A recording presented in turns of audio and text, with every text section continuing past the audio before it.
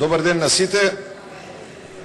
Денес треба да зборуваме за автентично толкување на еден по мене многу важен закон. Законот за стечајна постапка, кој меѓу другото го третира и doing business. Како функционира бизнисот во Република Македонија? Зашто станува збор?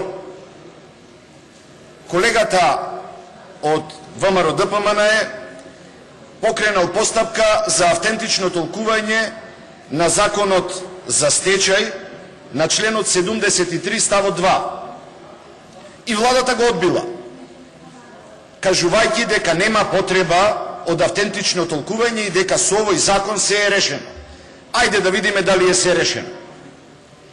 Главните аргументи на владата по однос на одговорот кој го има дадено се дека ако му дозволиме на доверителот, оној на кој должникот му должи, да поднесе жалба на стечајната постапка, прва работа, првиот аргумент е дека тој нема доволно информации за финансиската кондиција на компанијата која должи, и втората работа е дека може да се случи злоупотреба за пролонгирање на ионака потребно забрзаната постапка за стечајна постапка која треба да се реши за многу брзо време. Прва работа, не се сложувам воопшто дека совесниот доверител како фирма, субјект која дала одредени средства, дала услуги на фирмата должник, е во состојба да се однесува ноншалантно и да нема доволно информации дали фирмата должник има основни средства, дали има должници кои не се и должат, дали има неплатени фактури према други доверители на фирмата должник. Сите овие информации, почитувани, се јавни, можат да се добијат од Централниот регистер за основните средства на фирмата, меѓутоа постојат и финансиски извештаи кои фирмата должник ги доставува до институциите на државата.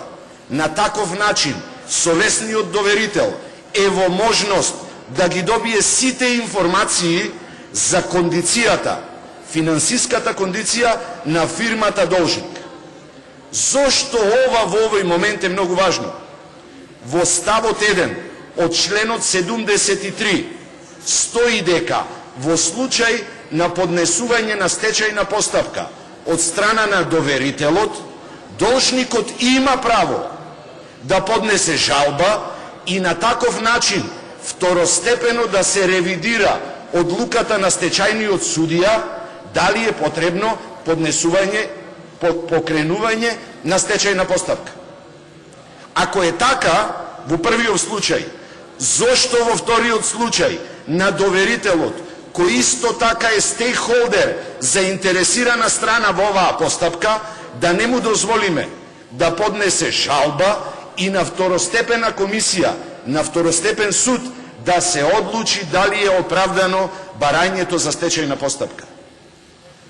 Почитувани, едно од основните права во нашиот устав е равноправноста. Не забележувам дека имаме равноправност во овој случај. И должникот и доверителот се многу важни елементи во функционирањето на бизнисот во Република Македонија. Па нели сите заедно зборуваме и устите ни се полни со зборови за креирање на позитивни услови како бизнисот би одел напред во Република Македонија. На каков начин може да се случи да се одбрани доверителот, оној на кого фирмата, потенцијалната фирма која оди во стечај, му должи? Како тој доверител може да се заштити од недобромислечките и несовесните должници? Второстепената постапка или корективот во судските постапки, па е основно начело на правосудството. На ваков начин, јас верувам дека заради недостаток на внимание сме дозволиле ова нешто да ни се провлечи низ регулативите и низ актите кои ги имаме во собранието. Мојата денешна дискусија е во насока на посветување на поголемо внимание Убеден сум дека ова е интерес за сите и за сите нас овде, меѓутоа и за сите граѓани и економски субјекти во Република Македонија.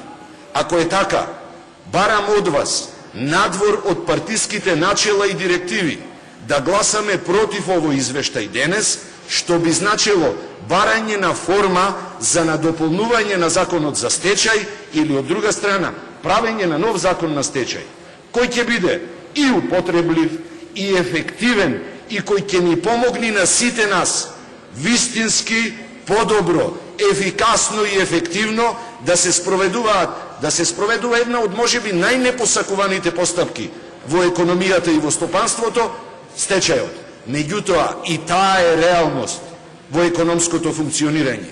И ако е така, да направиме нашиот минимум како најмалку придонес кон подоброто функционирање на законите во Република Македонија, а посебно функционирањето на економските субјекти.